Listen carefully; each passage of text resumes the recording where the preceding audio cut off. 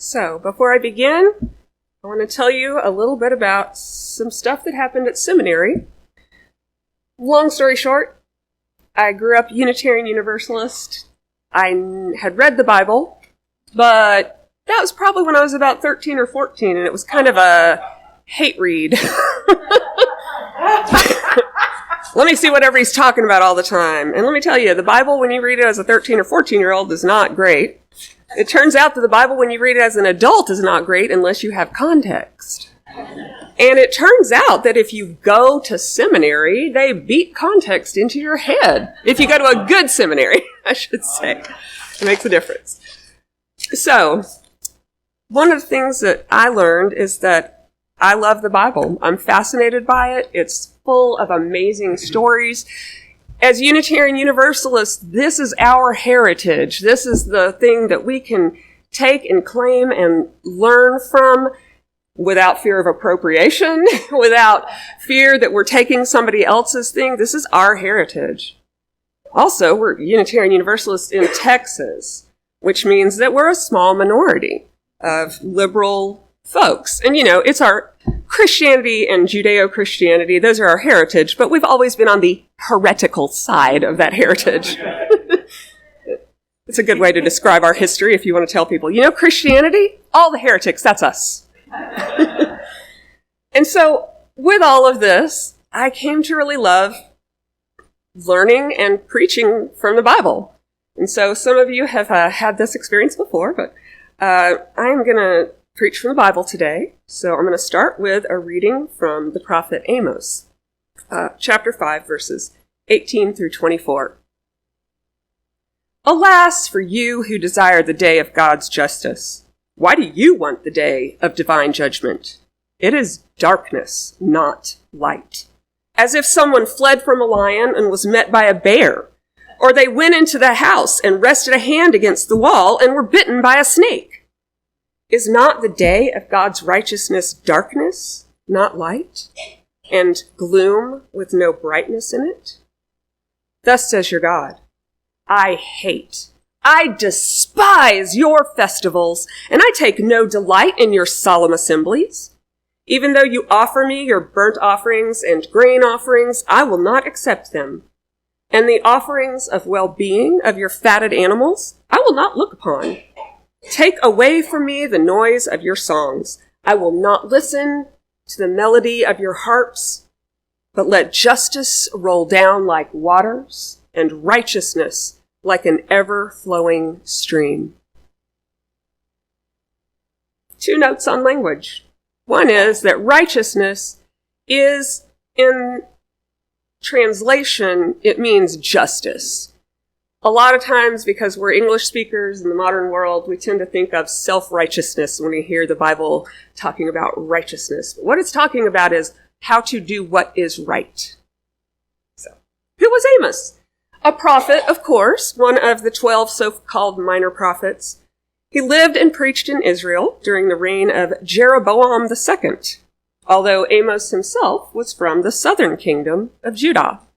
Get all fancy. I was no prophet, Amos tells the priest who warns him to flee. Nor am I the son of a prophet. I was a herdsman and a dresser of sycamore trees. God took me from following my flock and said to me, Go, prophesy to the people of Israel. The time in which Amos lived was a time of great prosperity for Israel. Jeroboam had expanded the borders, and trade with Egypt and especially Assyria was booming.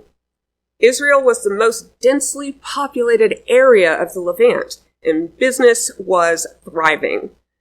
From the point of view of the royal elite and the tradespeople, priests, and military who made up the very small middle class, God's favor had been just sprinkled like gummies at 3 spoons onto their little kingdom.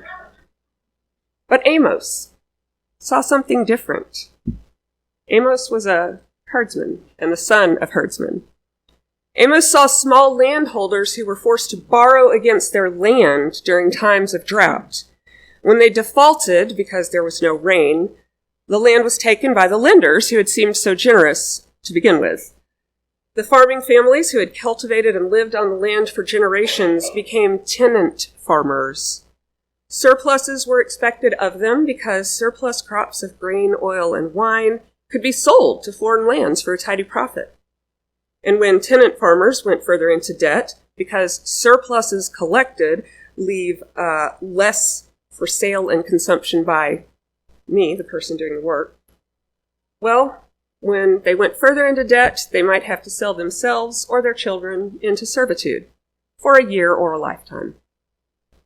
Amos saw a wealthy upper class which donated generously to the priests, and a priesthood that had grown fat with complacence, a priesthood which dutifully carried out the forms of worship, but neglected and ignored the message of such worship which lay in caring for the needy, the hungry, and the poor.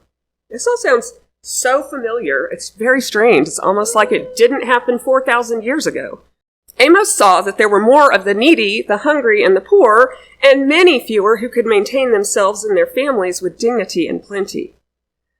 I'm not a prophet or the son of prophets, Amos said, because he was divorcing himself from the prophetic tradition that flattered the wealthy and paid lip service to the poor. God gave me the words, and I will speak them without or with the approval of the king and the priests. Amos was the first prophet to write his words down. Maybe that's because he was forced out of Israel, and so he hoped his statements might reach people through the written word. We don't know for sure if he was driven away, but we are told in Amos's book that the high priest Amaziah came to him and instructed him to leave, lest the wrath of the king fall upon him. It's likely that Amos was forced to retreat back to Judah. Amos' style of prophecy was to lead his listeners down familiar paths and then turn on them suddenly, confronting them with uncomfortable truths. He begins his prophecies, first of all, by talking about God's vengeful words for all the kingdoms surrounding Israel, the enemies. I will set a fire on the wall of Gaza, fire that shall devour its strongholds. For the transgressions of Tyre I will not revoke the punishment. For the sins of Edom, who pursued his brother with the sword and cast off all pity, fire shall devour the strongholds of Basra. For the Ammonites who ripped open pregnant women in Gilead to enlarge their territory, I will kindle a fire with shouting on the day of battle. Moab shall die amid uproar, amid shouting and the sound of the trumpet. Yeah, you can hear the crowd screaming, Israel first! Make Israel great again! Too much? And then, without missing a beat, Amos turns on them. For 3 transgressions of Judah, and for 4, I will not revoke the punishment. They have rejected the law of God, and have not kept God's statutes. They have been led astray by the same lies after which their ancestors walked. Well, excuse me, Amos, but you're getting a little close to home there, considering that Judah is your native land, and not too long ago it was united with Israel. No worries, says Amos, hold my beer. Thus says your God, for 3 transgressions of Israel, and for 4, I will not revoke the punishment, because they sell the righteous for silver, and the needy for a pair of sandals. They who trample the head of the poor into the dust of the earth and push the afflicted out of the way? Father and son go into the same girl so that my holy name is profaned? They lay themselves down beside every altar on garments taken in pledge, and in the house of their God they drink wine bought with fines they imposed. Honey, that's just chapter 2. I've said it before and I will say it again. Nobody does angry righteousness like the Hebrew Bible prophets. Look again at the beginning of that reading. Alas for you who desire the day of God's justice. Why do you want the day of divine judgment? It's darkness for you, not light. As if someone fled from a lion and was met by a bear, or they went into the house and rested their hand on the wall and were bitten by a snake. The people claimed to long for the day that Amos spoke of, the day when justice will roll down like waters, but the prophet did not have mercy for them. That day will be a dark one for you, Amos says. You might get away from that lion, but you're going to meet a bear. You might think you're safe in your house, but even there, the serpent's bite will find you. I despise your festivals, We can have all the amazing pride parades in the whole wide world, and it doesn't mean anything, as long as our lawmakers are fighting to dehumanize and criminalize the lives of queer folks. Our rainbow flags wave in a state that's seeking to deny queer folks' ability to live peacefully, much less protest. We deny care and decency in our denial of the rainbow of possible permutations of human family, human sexuality, human gender, and human gender expression. I take no delight in your solemn assemblies. How many vigils for the victims of gun violence have we been to? I myself could count them on 2 hands. That's so many. And I have a list of names here: Sutherland Springs, Las Vegas, San Bernardino, Orlando, Colorado Springs, Charleston, Fort Hood, Washington, D.C., Santa Monica, Newtown, Aurora, Oakland. Our solemn assemblies mean nothing when we support a system that values guns and the profits of gun makers over human life every time. Gun sales go up every time there's a mass shooting. Even though you offer me your burnt offerings and grain offerings, I will not accept them. We can pour one out for the victims of police brutality over and over: Terrence Crutcher, Jordan Edwards, Elton Sterling, Walter Scott, Michael Brown, Sandra Bland, Keith Lamont. I mean, again, I've just got this long list of names. I'm not going to read them all. But we can offer these shades all the drinks that could be held by the sea. But until we dig open the racist rot that's at the center of our police forces and at the center of our national identity, those shades will never rest untroubled. And when Amos says that justice will roll down like waters and righteousness like an ever-flowing stream, he doesn't mean that there's going to be a cool and cleansing wash of equity and rectitude. Amos is talking about a flood, a torrent, a tsunami of retributive justice. The ancient Israelites did not go in for rehabilitation. Injustices were to be met with punishment. Punishment that, in theory, burned out the evil at its roots, clearing the way for new life and new growth. I'd like to think that I am not a punishment kind of person, even though I do love Marvel movies. But damn if it doesn't feel good to fill my mouth with Amos's righteous rage. I want to aim these words at our current government, at the people who are celebrating record stock market highs while 1 in 6 American children goes to sleep hungry, at the people who act out worship for our military and then put them in the harm's way for profit, at the ones who preach the prosperity gospel to 2,000 people every Sunday while a block away, and sometimes in the congregation, people choose between medicine and groceries. Why do you long for the day of the Lord? You should tremble in fear, rather, and change your wicked ways. Justice and righteousness are God's to give, and God will give them to our sorrow and woe, says Amos. Alas, alas for you, Israel. And that sounds good, and it feels good. But then I remembered something. The day of justice will not seek out those other people alone. I'm on the radar too. And if I don't believe in justice from the outside, from a supernatural being in the sky, well, I don't believe in that God inflicting injustice on the world. And I really think that the call is coming from inside the house.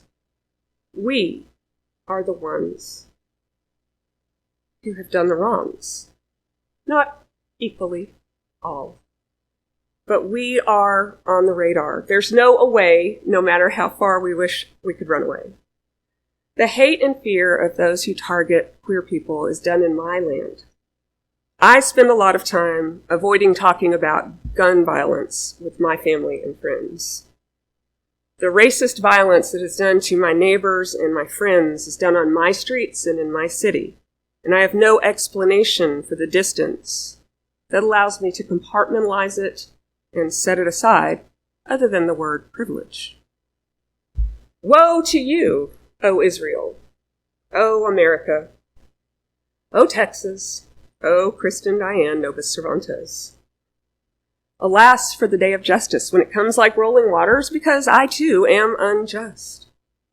As satisfying as Amos's words are, they are not my words. I don't want a tsunami of justice, because such cataclysms are human-built and human-enacted, and it is all too easy to forget the humanity of those we curse. It's all too easy for justice to become vengeance, and although the ancient Israelites subscribed to that newsletter, I do not. The justice I want, the human justice, is the justice that's promised in our closing hymn, We'll Build a Land. We'll build a land where we bind up the broken, a land where the captives go free, where the oil of gladness dissolves all mourning. We will build a promised land that can be. I don't know if it's possible to build that land. It's an ideal, a vision toward which we strive.